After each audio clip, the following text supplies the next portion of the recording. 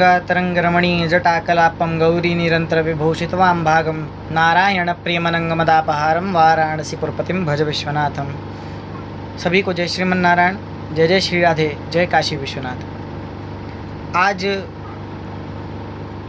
कई दिनों से विवाद चल रहा है श्री रामभद्राचार्य जी और श्री प्रेमानंद जी को लेकर के। श्री रामभद्राचार्य जी ने कुछ टिप्पणी की है अपने उनके पॉडकास्ट में। तो जो भी कहा है, पहली बात तो ये कि ये सर्वथा अनुचित है, नहीं कहना चाहिए, क्योंकि श्री प्रेमानंद जी महाराज प्रेम भक्ति सिखाते हैं लोगों को, और भक्ति सिखाने वालों को, भक्ति बताने वालों को ज्ञान का उपदेश नहीं करना चाहिए। और भक्ति सर्वथा ज्ञान से बड़ी है। सुखदेव जी ज्ञान का उपदेश करते तो हैं परीक्षित को, परंतु कहते हैं कि मेरा मन तो भगवान की लीलाओं के तरफ खींचा चला जाता है, बलात् खींचा चला जाता है। भगवान तो प्रेम में ही बनते हैं। और आप कह रहे हैं संस्कृत का, माना कि आपको संस्कृत का बहुत ज्ञान है, आप विद्वान हैं संस्कृत के, आप संस्कृत के अपने अनुसार बहुत बड़े पंडित हैं और सारे विषयों के पंडित हैं, मान लेते हैं, लेकिन अपनी विद्वत्ता इसमें नहीं है, किसी की भी विद्वत्ता इसमें नहीं होती है कि वो दूसरे को नीचा दिखाए। हाँ, ये आप कह सकते हैं कि हमारा पुत्रवत है, हमने उसे समझाया है, लेकिन आप तो डायरेक्ट चैलेंज कर रहे हैं। और ऐसा क्यों होता है कि कई बार आप विवाद में आते हैं और उन बातों को लेकर के जिस पर सारे कथावाचक एकजुट हो जाते हैं, आप ही क्यों विवाद में? या फिर ये कहा जा सकता है कि विवाद में आना यानी चर्चा में आने का एक तरीका है, ये भी हो सकता है। लेकिन आप फिर कह सकते हैं कि चर्चा में मैं नहीं आऊँगा, मुझे क्यों चर्चा में आने की होड़ लगी है, मैं क्यों चर्चा में आना चाहूँगा। ठीक है, आप चमत्कार को नमस्कार नहीं करते हैं, क्या ये चमत्कार नहीं है? एक छोटा सा बीज आज 6 फुट 5 फुट का व्यक्ति बन जा रहा है, क्या ये चमत्कार नहीं है? खैर, मैं बोलूँगा तो विवाद होगा, और हो सकता है कि कल को इन विवादों के सिलसिले में मेरा भी नाम आ जाए, इन विवादों की सूची में मेरा भी एक नाम आ जाए।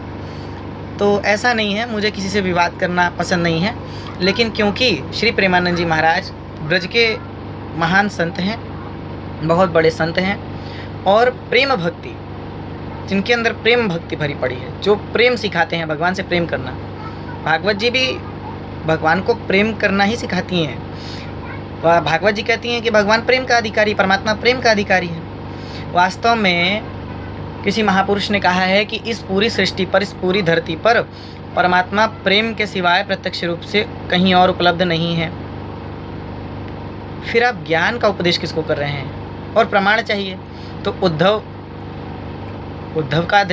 का दृष्टांत आप जानते हैं, उद्धव की कथा आप जानते हैं। भगवान ने तो उद्धव को प्रेम का पाठ पढ़ाया, ज्ञानी तो थे ही महान उद्धव जी, लेकिन बृहस्पति जी के शिष्य थे। लेकिन क्या किया जाए, भक्ति सदा ज्ञान से बड़ी है। ब्रजे प्रसिद्धम नवनीत चौरम गोपांगनानाच दुकूल चौरम श्री राधिकाय से हृदय से चौरम चौराग्रगण्यम पुरुषम नमामि। जो भगवान सबके हृदय को चोरी कर लेते हैं, उनको नमस्कार है। और हृदय में प्रेम होगा तभी तो। और भारत के सारे संत जब एकमत नहीं हो पा रहे हैं, ऐसे बनेगा भारत विश्व गुरु? आप सपना तो देखते हैं, स्वप्न तो बहुत अच्छे देखते हैं कि भारत विश्व गुरु बनेगा, भारत जगत गुरु बनेगा। जहां भारत के कई संत एक मंच पे एक साथ बैठ नहीं पा रहे हैं, एक विषय पर एकमत नहीं हो पा रहे हैं, वो भारत विश्व गुरु कैसे बनेगा? इस प्रकार से बनेगा? नहीं बन सकता है। और आप सब पर आरोप लगाएं, आप सब पर दोषारोपण करें, आप सबको नीचा दिखाएं, या अपनी विद्वत्ता का प्रदर्शन करें, ये भी ठीक नहीं है। आपने बेशक हो सकता है कि अपने भाव से जो भी कहा हो, लेकिन जिस प्रकार से बोला गया, जिस तरीके से बोला गया, वो तरीका ठीक नहीं था। आपके बच्चे जैसे होंगे प्रेमानंद जी महाराज, लेकिन आपको बतावें, प्रेम भक्ति आपको बतावें कि कद बड़ा नहीं होता, पद बड़ा होता है। बेशक आपका पद भी बड़ा है, किंतु जहाँ प्रेम है वहाँ ज्ञान कैसे हो जाएगा। ठीक है, ज्ञान है, कोई बात नहीं, ज्ञान भी अच्छी चीज़ है। ज्ञान की अधिकता होना ठीक नहीं है, अभिमान हो जाता है। और आप समझ रहे हैं कि हम क्या कहना चाह रहे हैं। तो अच्छा यही है कि सारे कथावाचक मिलकर के भारत की उन अच्छाइयों, भारत की उस दिव्यता भव्यता को सबके सामने लाएं, जग जाहिर करें। भारत की कमियों को और आपस में लड़ करके तो बिल्कुल भारत का नाक न कटाएं। एक हमारे माननीय श्री प्रधानमंत्री जी वैसे ही लड़ रहे हैं, जो भारत को एक छवि देने का कार्य कर रहा है सृष्टि में, दुनिया में, भारत को उजागर, भारत का उत्थान करने में लगा हुआ है। और एक और सारे कुछ संत मिल करके, कुछ लोग मिल करके भारत में इस प्रकार के विवाद करके भारत को नीचा करने का कोशिश, ये ठीक नहीं है। खैर क्या किया जाए, भारत की देशभक्ति केवल 2 ही दिन में जागती है। एक तो 15 अगस्त स्वतंत्रता दिवस, एक तो गणतंत्र दिवस 26 जनवरी। बाकी 27 जनवरी और 16-17 अगस्त तक जो है पूरे झंडे जो है या तो नाली में फेंके रहेंगे या तो कहीं गिरे पड़े रहेंगे।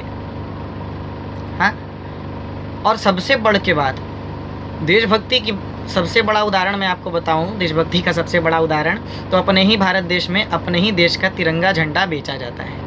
कितनी सुंदर देशभक्ति है। अब इससे अधिक मैं कुछ कहूँगा तो विवाद हो जाएगा।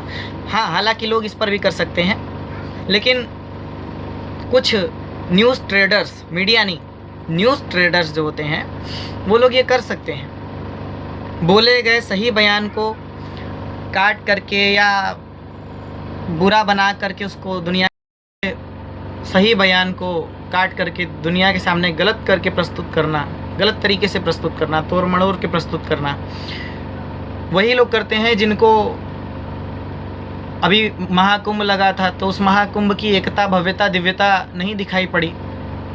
दिखाई क्या पड़ा?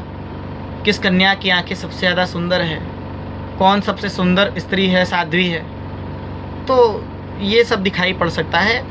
लेकिन सनातन की एकता, सनातन की अच्छाई किसी को भी फूटी आँख नहीं सुहाती है। और जो भी बोलता है उसको टारगेट कर लिया जाता है, क्योंकि भारत के संतों को तोड़ो, भारत के संतों पर आक्षेप करोगे, आरोप लगाओगे, और भारत के संत अगर अपने पथ से भ्रमित हो गए तो पूरा का पूरा भारत ही भ्रमित हो जाएगा। इसलिए ऐसा ना करें, सब लोग एकजुट रहें और भारत का भी कुछ ध्यान रखें। जय श्रीमन नारायण, जय श्री राधे।